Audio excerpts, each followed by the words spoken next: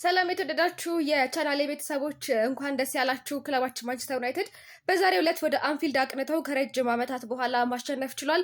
በተደጋጋሚ እንግዲህ ሲናገር ነበር ማንቸስተር ዩናይትድ ይህን ጨዋታ ማሸነፍ እንደማይችልና በተቃራኒው ሊቨርፑል ሊያሸነፍ እንደሚችል፣ እንደውም ማንቸስተር ዩናይትድ ከዚህ ጨዋታ ነጥብ ተጋርቶ ቢወጣ እንደ ድል እንደሚቆጠርለት ተነግሮ ነበረ።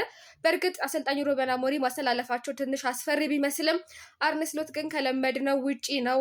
በተለይ ደግሞ ቤንጃሚን ሼሽኮን ማስገባቱ እጅግ በጣም ግራ እንዳጋባቸው ከጨዋታው በፊት ሲገልጹ ነበረ።